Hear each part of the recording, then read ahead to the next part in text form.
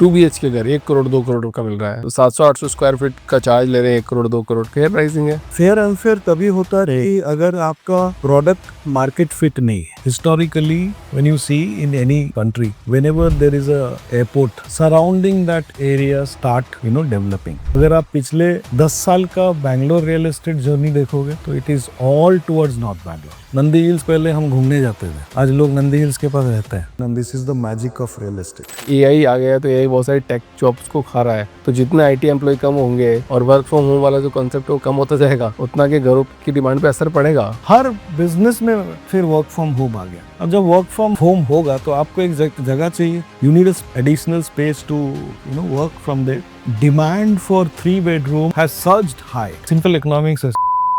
रह रहा है उसके बाद भी इतना कॉन्फ्लिक्ट क्यों होता है, कि मतलब ट्रस्ट इशू क्यों होते हैं कि यार प्रोजेक्ट मिलेगा कि नहीं मिलेगा। रेरा इज टेलिंग यू आप 4 साल में आपको कंप्लीट करना है, नहीं तो जिस हिसाब से अभी डेवलपर खुद भी मार्केटिंग कर रहे हैं अपने प्रोजेक्ट की, तो क्या चैनल पार्टनर सर्वाइव करेंगे आने वाले 10 साल में? सर बिना चैनल पार्टनर का रियल एस्टेट बिजनेस चलेगा नहीं चलेगा कभी। Not possible. एक ट्रुथ जो सेल्स पर्सन कभी एडमिट नहीं करता।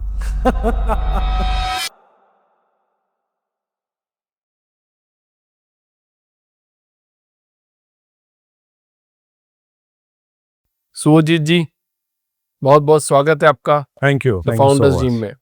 कैसे हैं सर आप? बहुत बढ़िया सर, बहुत बढ़िया। आपके एमडी जी को हमारा नमस्कार कहिएगा, और उनका अभी कल बर्थडे था, तो उनको बिलेटेड हैप्पी बर्थडे भी बोलिएगा हमारी तरफ से। Thank you so much. तो सर आपको कितने साल हो गए सर रियल एस्टेट इंडस्ट्री के अंदर? अभी 22 साल, 22 years running. I've been into Bangalore real estate. 22 साल से बैंगलोर रियल एस्टेट में।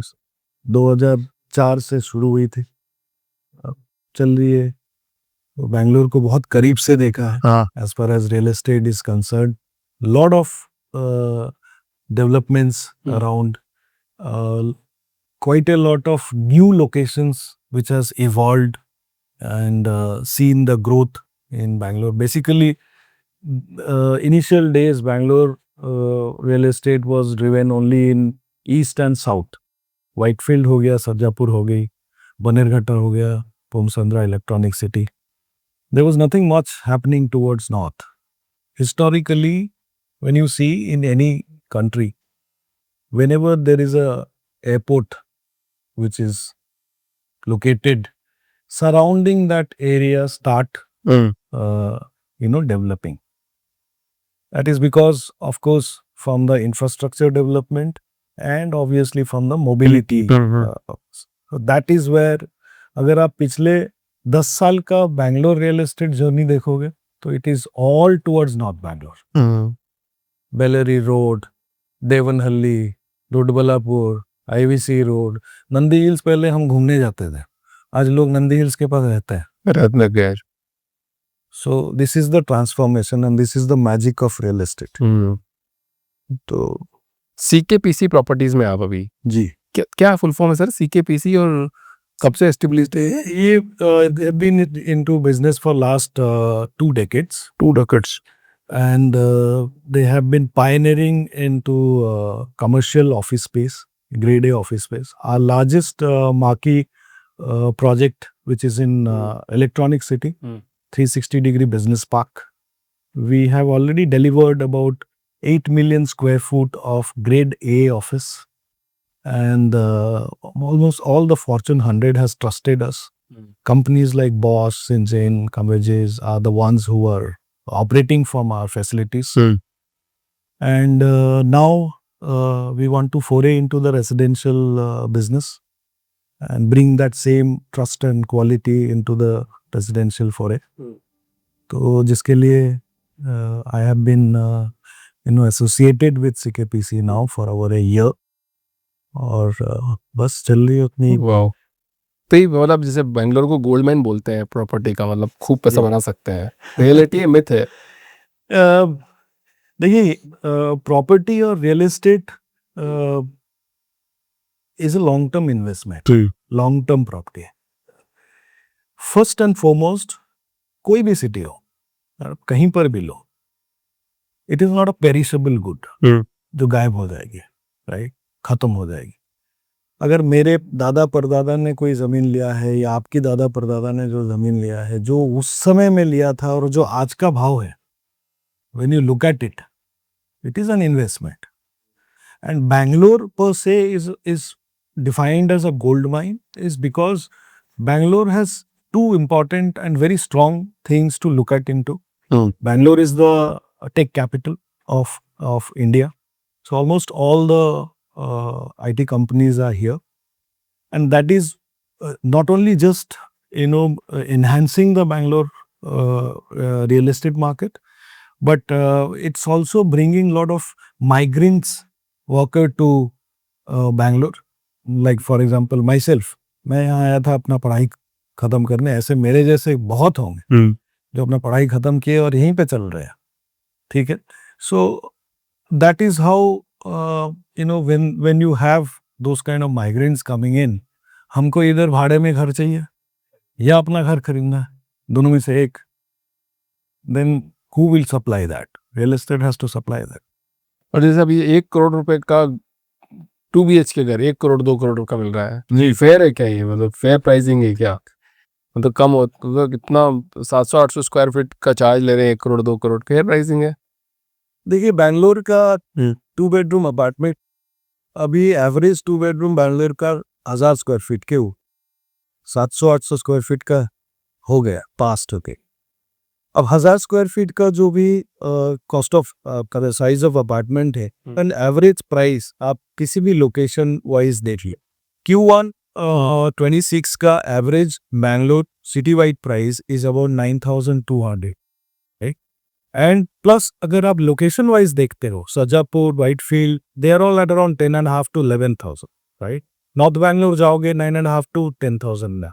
सो बेसिकली अगर आप वो रेंज से वो एरिया से देखोगे तो it is all about 1 crore का प्रॉपर्टी होगी, right. And there is a, if you ask me कि ये फेयर है या अनफेयर है, फेयर अनफेयर तभी होता है अगर आपका प्रोडक्ट मार्केट फिट नहीं है.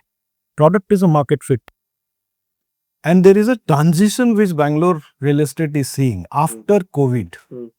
कोविड से पहले वो ट्रांजिशन नहीं थी. कोविड से पहले Bangalore was predominantly driven by 2 bedroom apartment. Okay. Covid के बाद से there was a requirement of something called work from home which became a public awareness जो सिर्फ आईटी तक सीमित थी, वो खुल गया. हर बिजनेस में फिर वर्क फ्रॉम होम आ गया. अब जब वर्क फ्रॉम होम होगा तो आपको एक जगह चाहिए. You need a space and additional space to work from there, right?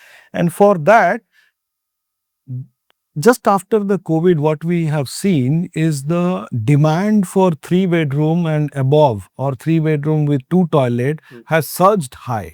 अभी आज के डेट में अगर आप सप्लाई देखोगे कोई भी प्रोजेक्ट्स का, बैंगलोर के कोई भी रियल एस्टेट डेवलपर का 2 बेडरूम का सप्लाई है और जो 2 बेडरूम बना रहे हैं that is come down to 25 to 30%. Earlier it used to be 50%. 50% एक प्रोजेक्ट में 2 बेडरूम होती थी और 50% में 3, 3.5, 4 ऐसे कुछ होता था. अब ये 20-25% में आ गया है, ये बढ़ गई है. सिंपल इकोनॉमिक्स है सर, डिमांड एंड सप्लाई. पर जैसे अभी ये बोला जा रहा है कि एआई आ गया है तो एआई बहुत सारी टेक जॉब्स को खा रहा है, टेक जॉब्स को हटा रहा है, तो जितने आईटी एम्प्लॉय कम होंगे उतना के घरों की डिमांड पे असर पड़ेगा और वर्क फ्रॉम होम वाला जो कॉन्सेप्ट है वो कम होता जाएगा. ये AI will be an enabler, ठीक है, from the tech part and yes for the entry job aspirants के लिए चैलेंजिंग होगी AI definitely. But then AI is going to define the quality, not the quantity, right? So AI will become an enabler and AI ऐसा कुछ ज़्यादा मुझे नहीं लगता है will become a setback. क्योंकि अगर मैं अपना स्टोरी आपको बोलूं कि मैं 2004 से शुरू किया मेरा रियल एस्टेट करियर, तो मैंने ऐसे झटके बहुत खा चुका हूँ. 2008 का लेमन ब्रदर का रिसेशन हो गई बंद, रियल एस्टेट खत्म, बैंगलोर में बैठा हूँ सर आपके सामने आज, ठीक है. आईटी बंद, this was the story, right. उसके बाद आई नोटबंदी, GST, RERA, and then Covid, कुछ असर नहीं हुआ। We survived. हम हिंदुस्तानी में, हमारी मिट्टी में बहुत एक रेजिलियंस, बहुत बहुत बड़ी रेजिलियंस स्ट्रेंथ है। करेक्ट। हमारी सबसे बड़ी स्ट्रेंथ ये है कि we have a lot of patience, basically Asian countries, okay, and we are conservative in nature. अगर आप उस तरीके से देखते हो तो these are all cycle, and as I said, country is not a credit driven country, we are basically conservative in nature, right. हमारी middle class सोच नहीं जाएगी। हम आज भी गाड़ी, लग्जरी कार खरीदते भी हम पूछ लेते हैं कि कितना देगी, वो नेचर में रहेगा। करेक्ट। एक ट्रेंड और देखा है बेंगलोर के अंदर, लोग बोलते हैं कि हम रेंट पे रहेंगे और एक घर खरीद के उसको इन्वेस्टमेंट पर्पस के लिए उसको रेंट पे चढ़ा देंगे। क्या ये सही ट्रेंड है? ये इन्वेस्टमेंट है। हाँ। ये खुद रेंट में रहते हैं और आप अपॉर्चुनिटी देखते हो। बेंगलोर में, जैसे मैंने आपको बताया, there is a migration which is happening every year, there is a influx which is happening every year. Now for example, let us look at it, the marketing influx. हमने जो मार्केटिंग चालू किया था, जो मार्केटिंग हम करते थे when we were selling plots, पूरे होसूर रोड के हम होर्डिंग ले लिए थे। हर जगह पे whispering would, whispering would, whispering would say call आती थी। न्यूज़पेपर ऐड आती, न्यूज़पेपर ऐड देते थे। सर, न्यूज़पेपर ऐड तब के जमाने में सुबह 6 बजे से कॉल शुरू होती थी, शाम को 6 बजे तक कॉल आती थी, फुल आती होती थी, 500 से 600 कॉल आती थी। आज मैं प्रेस्टीज में भी काम किया हूँ, 8 साल वहां पे भी काम किया हूँ। आज के डेट में एक full page newspaper ad do not give more than 5 to 10 calls. क्या बात कर रहे हो? बिल्कुल, इतना कम हो गया है? बिल्कुल। क्यों ऐसा? Thanks to you, thanks to all the marketers, thanks to the digital transformation, now everything is available on the phone. आप कितने बार होर्डिंग देख के फोन पे जाते हो?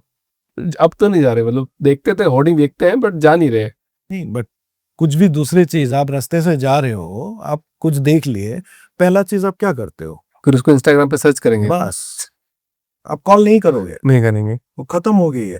Now those are only for visibility, कि मैं हूँ, that's it, I'm just present there, and you have to be, you cannot, because आप इतने कॉम्पिटिटिव मार्केट में हो, अगर आप नहीं दिखोगे तो नहीं बिकोगे। बट बिकता है उधर, आपके इंस्टा से, आपके पॉडकास्ट से, आपके यूट्यूब चैनल से, digital marketing. This is the new age era, correct. and the next, obviously, I will come out with lot of different things which will enhance, enable, but it's not going to take over, possibly नहीं है, not possible. Enable कर सकती है। मतलब जैसे मान लो अभी बेंगलोर में कोई कपल 2 लाख रुपए कमा रहा है, तो उसको घर लेने के लिए क्या देखना चाहिए? कुछ देखना चाहिए या फिर घर जाते ही ले लेना चाहिए? कुछ रियलिटी चेक होनी चाहिए उसके पास? सब, मैं मेरे पूरे करियर में मैं ये बोलता हूँ हर वक्त जब मैं मिलता हूँ, specifically the young couples, okay, it is not about the income what should make them to decide to buy a home. It should be the time when they do not have the income, and how well are they prepared to service that home. घर आपके लिए liability नहीं होनी चाहिए, it's an asset. अभी आपका 2 लाख का दोनों मिलके इनकम है, आप जाके 2.5 करोड़ का प्रॉपर्टी ले लिया, आपने 2 करोड़ का लोन ले लिया, आपकी स्टेबिलिटी ऑफ जॉब क्या है, you are not aware of it, right? You are getting into it, आप घुस गए उसके अंदर.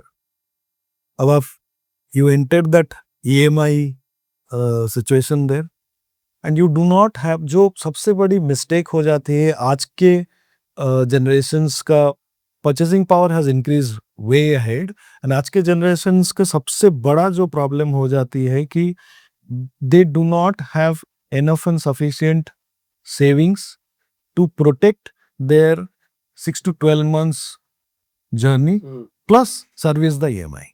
वो तो इसलिए हो गया ना सर, मतलब परचेसिंग जो कैपेसिटी वो इसलिए बढ़ गई क्योंकि पापा ने पैसा दिया ना बहुत सारा. हाँ, पापा ने तो इनिशियल दे दिया. अब जब EMI खींचना है आपको, हाँ, वो कैपेसिटी कम है. अब जब महीने का आपको 80,000 EMI देना है, आप तो उसके लिए प्लान नहीं किए ना. हाँ, करेक्ट. आपको पापा ने दे दिया, आप डाल दिए 20 लाख, बुकिंग अमाउंट हो गई, अभी 2 करोड़ का लोन ले लिए, अब 80,000 सॉरी 1.5 लाख का EMI आ जाएगा।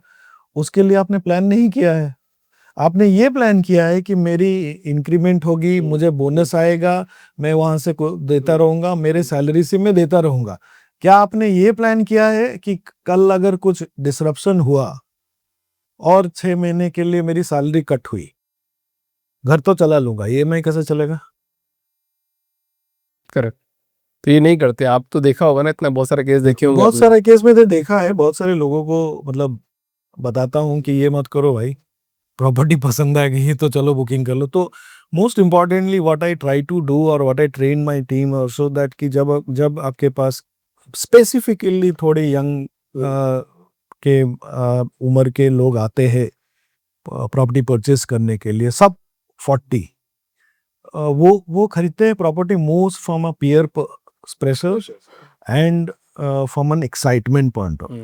कि अरे हमारा घर हो जाएगा, बैंगलोर जैसी सिटी में घर हो जाएगा, पर हालत खराब हो जाती है उसमें। वो तो इन ये कस्टमर सेगमेंट को थोड़ा सा ज़्यादा टाइम देना होता है, इनको थोड़ा समझना पड़ता है, इनकी फाइनेंशियल अंडरस्टैंडिंग करनी पड़ती है, इनको बैंक वाले से बिठा के बात कराते हैं कि ये ऐसे जाएगा आपका, and there after if they are comfortable and से कि नहीं ठीक है करते हैं, और मोस्ट ऑफ द टाइम वो वापस नहीं आते हैं। नहीं, जैसे अब मान लो, मतलब एक सेल्स वाले को कैसा होना चाहिए, मतलब कि कंसल्टेटिव वे में होना चाहिए, कि कंसल्ट करना चाहिए, या वास्तव में अरे सर ले आप तो कुछ नहीं, EMI तो निकल जाएगी, क्या दिक्कत है? ये एक long term consistent sales person across any business should be a doctor, right? जो कि पहले बीमारी का इलाज करे, पता करे reason behind what is happening, what is there, and then treat it. So basically what I am trying to say is that कि वो तरीके से नीड एनालिसिस करे कि आपकी जरूरत क्या है। जैसे मान लीजिए अभिषेक जी, आप घर खरीदने आए, मैं अभी लॉन्च वाला प्रोजेक्ट किया, मैं आपको देख के एक्साइटेड हो गया, अरे Abhishek ji is at the top of this one and let me now, अभी लग जाते हैं सर को सीधा 4 बेडरूम से शुरू करते हैं। सर मेरा 4 बेडरूम ये है this specification, this is the club house that need, सब करिए मैं। उसके बाद लास्ट में बताइए सर। अभिषेक जी बोले ठीक है सोजित, बट मैं तो मतलब मुझे तो 3 महीने में घर में शिफ्ट होना है। हो गया खत्म, मेरा तो 4 साल बाद रेडी हो। Now you are a matured person, you will understand that this is not fitting your requirement, right? अब थोड़ा सा जो यंग कपल्स आते हैं वो थोड़ा कैरिड अवे हो जाते हैं, अच्छा ठीक है चलो हम रेंट में रह जाएंगे, 4 साल देख लेंगे, लोन ले लेंगे। All these things become a trap then. It becomes a liability. So salesperson has to be a consultative, a diagnostic person, understand the need. जहां पे आपने नीड एनालिसिस बराबर कर लिया, उतना रिड्यूस और रिडक्टेड आपका ऑब्जेक्शंस होगा। जहां पर आपने नीड एनालिसिस नहीं किया, आपने सिर्फ अपना प्रोडक्ट का बोलते रहे, आप सामने वाले का जरूरत क्या है उसके हिसाब से आपने नहीं बात किया, तो ये कॉन्वर्सेशन खत्म होने से पहले उसके पहले ही आपके इतने ऑब्जेक्शंस आने लगेंगे जो हैंडल नहीं कर पाएगा एक सेल्स वाला। एक चीज बता, जब भी कोई फ्लैट लेने जाता है तो सर सारे सेल्स वाले बोलते हैं सब सोल्ड आउट। हाँ, ऐसे क्यों बोलते हैं? हैं? आप भी बोलते होगे, हमने बोला होगा ऑल सोल्ड आउट, फिर आपने फोन किया होगा वापिस, सर ये वाला बच्चा हुआ एक ले सकते हैं क्या? हाँ।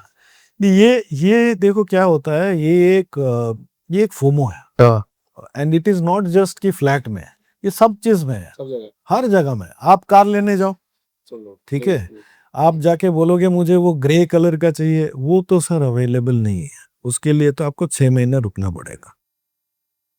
अब आपको ग्रे ही चाहिए, उसका एक वर्जन है सर, वो नेक्स्ट एडिशन में है, जहां पे आपको 50,000 ज्यादा देना पड़ेगा। यू विल बाई दैट क्योंकि आपको वही चाहिए।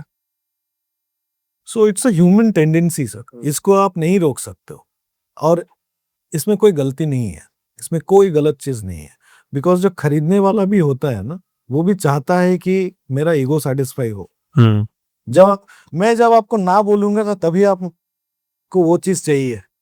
जैसे ही मैं आपको बोलूंगा सर है ले लीजिए, तभी आप शुरू हो जाओगे। Correct Most of the time this is what happens, it is the most not available things are the one which are the most wanted things. Correct. अच्छा, रेरा आया उसके बाद भी इतना कॉन्फ्लिक्ट क्यों होता है कि मतलब ट्रस्ट इशू क्यों होते हैं कि यार प्रोजेक्ट मिलेगा कि नहीं मिलेगा, deal So RERA is a compliance. नहीं हुआ 4 साल में तो भी मोहलत देता है कि ठीक है और कर लो।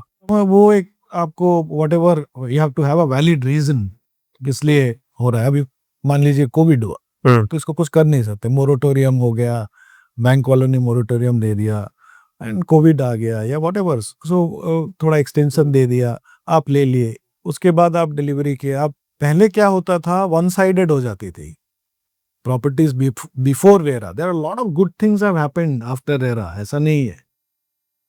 पहले क्या होता था, अगर प्रॉपर्टी डिले हुई तो 2 रुपए या 4 रुपए पर square feet compensation per month. But आपने अगर डिले किया इंस्टॉलमेंट पे करने के लिए 18% इंटरेस्ट ये होती है। अब क्या रेरा आने से क्या हो गया, अब दोनों बराबर हो गया। मैं डिले किया तो SBI MLCR plus 2% I have to pay as a developer. आप इंटरेस्ट डिले करोगे तो आपको भी वही पे करना पड़ेगा। हाँ, ये तो तब होगा ना जब कोई कस्टमर कंप्लेन कर देगा तब होगा, या फिर ऑटोमेटिकली रेरा आ जाएगा कि आपने डेवलप किया है कि नहीं किया इस टाइम पे। वो तो कंप्लेन करने के बाद ना, हाँ बिना कंप्लेन के। ये देखो, ऐसा कोई it's a regulatory body to make developers to adhere to some compliances. It's not a regulatory body which is sitting कि आपका ये टाइमलाइन है, ये हम मॉनिटर कर रहे हैं, इस टाइमलाइन में आपने कंप्लीट नहीं किया, आप कंपेंसेट करो। That is not that. That is मतलब वो बहुत नेक्स्ट लेवल का एक्सपेक्टेशन है कि ऐसा कोई बॉडी आ जाए। और जिस हिसाब से अभी डेवलपर खुद भी मार्केटिंग कर रहे हैं अपने प्रोजेक्ट की, तो क्या चैनल पार्टनर सर्वाइव करेंगे आने वाले 10 साल में? या चैनल पार्टनर रहेंगे या नहीं रहेंगे फॉर बिल्डर्स? सर, बिना चैनल पार्टनर का रियल एस्टेट बिजनेस चलेगा नहीं चलेगा कभी भी। Not possible. As a developer आप जितना भी मार्केटिंग कर लो, जितना भी रीच आउट कर लो, you will not be able to reach out to the whole world. Possible ही नहीं है। It is the channel partner who is able to reach out, number 1। Number 2, channel partner का सबसे बड़ा जो एडवांटेज होती है, channel partner is a third party, right? उसको क्या है, he will give you most of the time an unbiased advice. But these are the channel partners who are doing much better business than anybody else. क्योंकि उसको अगर वो project A बेचता है या प्रोजेक्ट B बेचता है या C बेचता है, जो भी प्रोजेक्ट बेचता है उसका तो पे आउट फिक्स्ड है। इफ द कस्टमर्स नीड वो समझता है और वही बेचता है। सो channel partner will exist. Without channel partner residential real estate या कमर्शियल रियल एस्टेट चल नहीं सकता है। अच्छा सुजीत जी, जैसे कोई भी साइट परचेज करता है तो पहले तो देखने जाएगा ही जाएगा, विजिट करेगा ही करेगा। वो एक मॉडल फ्लैट बना के दिखा देते हैं हमको। तो क्या फ्यूचर में ऐसा होगा कि मॉडल फ्लैट देखे ही नहीं और सिर्फ ऑनलाइन देख ले और अपनी प्रॉपर्टी बुक कर ले? या मॉडल फ्लैट बनाना जरूरी होगा ही होगा एक डेवलपर को? सर देखिए, आई थिंक 3 या 4 साल पहले ऑगमेंटेड इंटरैक्टिव वर्चुअल प्लेटफॉर्म्स आ गए थे। आ गए थे, हाँ। हाँ, तो वो VR एक्टिविटीज से आप वॉक थ्रू कराते हो, दिखाते हो एंड ऑल दिस। घर खरीदना, home buying is more from a touch, feel, see, तीनों को कवर करती है। और उसके लिए फिजिकल प्रेजेंस 100% रहेगा, at least as far as Indian market is concern, बिल्कुल रहेगा। क्योंकि आप सिर्फ मॉडल अपार्टमेंट देखने नहीं जाते हो। आप जब जाते हो आप उस लोकेलिटी को भी देखते हो, आप उस लोकेशन को भी देखते हो, आप फिजिकली देखते हो। हम गूगल मैप में देख सकते हैं, करेक्ट। कितना भी AI आ जाए फिर भी हमको गाड़ी चला के जाना ही है, देखना है भाई कितना टाइम लग रहा है, मेरा बच्चे को स्कूल कितना दूर है, पास है हॉस्पिटल, ये वो फलाना, ऑल दोस थिंग्स। सो ये तो रहेगा, वो तो रहेगा ही रहेगा। रहेगा ही रहेगा। अच्छा, बिगेस्ट मिस्टेक्स ऑफ बायर्स क्या होती है? Emotional by. डेवलपर की बिगेस्ट मिस्टेक क्या होती है? डेवलपर की बिगेस्ट मिस्टेक समटाइम्स, या आप डेवलपर की साइड हो? ऑफ कोर्स डेवलपर का साइड हो, been there. Sometimes what happens is, इसका कोई मतलब यस और नो जवाब नहीं हो सकता है, बिकॉज जो बिजनेस है ना, ये बहुत डिपेंडेबिलिटी बिजनेस है। ऐसा नहीं है कि आज कोई डेवलपर जानबूझ के इंटेंशनली बहुत कम, मतलब 1 to 2%, अब रेरा आने के बाद वो fly by operators are out of business, वो नहीं है बिजनेस, राइट। तो वो बहुत कम होते जो डेलिबरेटली जानबूझ के डिले कर दिए या फंड इधर उधर कर दिए। अब नहीं कर सकते, अब रेरा होने के बाद you have to put the money in escrow account, आपको सबमिट करना पड़ता है। So mistake as such is, I feel that product fit is the mistake which developer do. अच्छा, एक ट्रुथ जो सेल्स पर्सन कभी एडमिट नहीं करता। ये आप सेल्स पर्सन को पूछ रहे हो? Sales happens only through FOMO. सब बायर ध्यान रखना, फोमो में नहीं आना, अपने को कंट्रोल रखना इमोशंस को। अच्छा, आपको सबसे ज्यादा किस चीज पे प्राइड है अभी इस रियल एस्टेट इंडस्ट्री में? देखो, industry has given, it's the largest employment generation and also building homes for people. That is the biggest pride I have, that I've been associated with such an industry, जहाँ पे मैं लोगों को उनकी जो एक एस्पिरेशन होती है, I mean part of that, छोटा सा part, playing a role there to fulfill their aspiration. Her real estate के अंदर हर सेल्स पर्सन की मस्ट हैबिट क्या होनी चाहिए? डिसिप्लिन बहुत जरूरी है। हर बिजनेस में, हर इंडस्ट्री में डिसिप्लिन, विदाउट डिसिप्लिन आप you can not sustain in sales. Channel partner strength है या एक डिपेंडेंसी है? Strength. Without channel partners can't even look at. पहला सेल इंपॉर्टेंट होता है या बिगेस्ट सेल इंपॉर्टेंट होता है? पहला सेल। देखो, biggest sale you know across over period you will be doing, but पहला सेल जब आप करते हो, और and most importantly in real estate high volume transaction है, तो एंड जैसे मैंने बताया कि it is not about 1 to 1 नहीं होता है। अगर आप घर खरीदने जाओगे तो आप अपने माता पिता, वाइफ, भाई बहन सबको लेके जाओ। तो तब जब आप मिलोगे, अब जब पता है कि अभिषेक जी घर खरीद रहे, but there are 4 people who are sitting across and everybody is questioning, sales वाले को कोई देखता नहीं है तब, कोई हाँ, but there are 2 people who go through that painful journey. One is the guy who's going to buy and the other one is the salesman who is handling 5 people, और उसको पता है कि सामने वाला खरीदने वाला है, बट और उसको ये भी पता है कि ये बाकी के जो 4 लोग हैं दे आर इन्फ्लुएंसर्स। डिसीजन इधर या उधर, दोनों तरफ स्विंग हो सकता है। तो ये एक चीज है जहां पे यू नो लगता है कि it's a long term thinking, जिसको आप बदलना चाहोगे, जिस तरीके से एक होम बायर को आप असिस्ट कर सकते हो। जैसे मान लो कि ये तो, जैसे मान लो मेरे को घर खरीदना है तो वो तो मेरा डिसीजन है। एक सेल्स वाले पे प्रेशर होता है कि तो घर बेचना ही बेचना है, इसमें इतनी सेल करनी, तो वास्तव में सेल्स वाला ही मैनिपुलेट कर रहा है, सेल्स वाला ट्रस्ट गेन करवा रहा है, इसलिए बायर परचेज कर रहा है, या बायर परचेज कर रहा है ओनली सिर्फ सेल्स के कंसल्टेशन की वजह से? घर खरीदने के टाइम में sir, it is a combination of everything. It cannot be that कि एक प्रोडक्ट इतना सुपीरियर है, सब चलते गए और लेते गए, नहीं होता है। मार्केटिंग आती है, सेल्समैन आता है, प्रोडक्ट आता है, वो माइक्रो मार्केट आती है, कंज्यूमर बिहेवियर आती है, सब मिलके एक इकोसिस्टम बनता है, तभी वो प्रोडक्ट बिकता है एंड सेल होती है। कंज्यूमर भी खरीदता है उसीलिए है, ऐसे नहीं खरीदता है। आज आप यू नो बैंगलोर मार्केट देखिए, या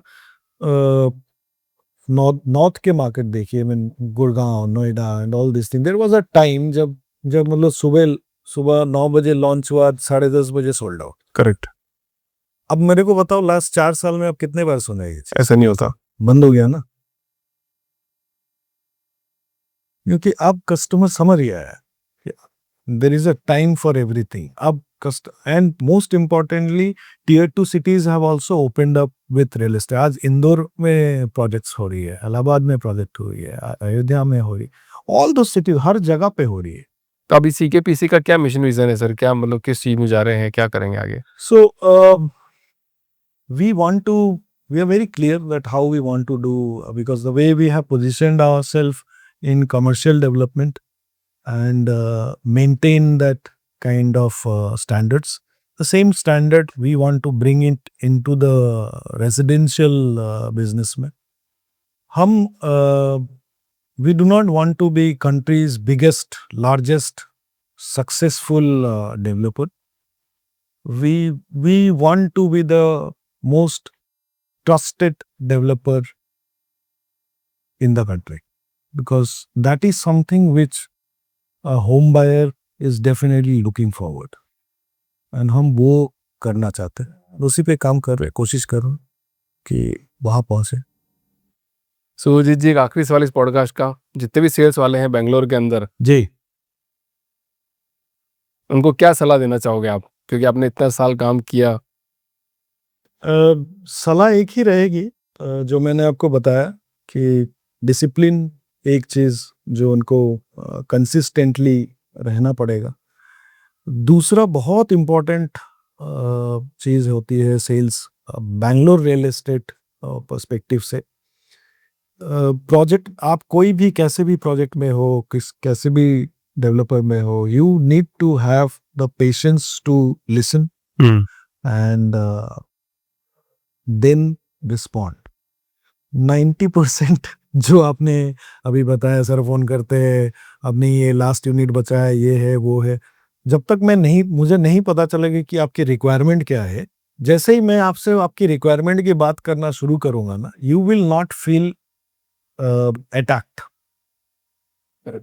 You will feel that this person is trying to help me or guide me through, and that is the only piece of advice I could probably give it to all the youngsters in Bangalore real estate who are coming up, that please be a consultant and have patience to listen more and talk less। Sujit ji, I wish you all the best. Thank you so much. ऐसे ही काम करते रहिए, trust gain करते रहिए, बिल्कुल, और podcast में आते रहिए, बिल्कुल, बातें बताते रहिए। बातें बताते रहेंगे तो बातें चलती रहेगी, और चलती रहेगी तो बिकती रहेगी। बिल्कुल, ट्रस्ट गेन होता रहेगा लोगों के बीच में। बिल्कुल। Thank you so much for coming in the podcast sir. Thank you so much। Thank you for your time। Thank you for calling me and inviting me for this podcast, and it's been a very very interesting podcast। and आपके सवाल मैं बता रहा था आपके team को कि मैं प्रिपेयर्ड नहीं हूँ, मैं पहली बार कर रहा हूँ, पता नहीं जवाब ठीक से दे पाऊंगा नहीं दे पाऊंगा, बट जितना भी थोड़ा बहुत काम किया हूँ और सीखा हूँ, वही नॉलेज आज कोशिश किया हूँ शेयर करने के लिए। बहुत बढ़िया sir, thank you so much. Thank you so much. Thank you sir.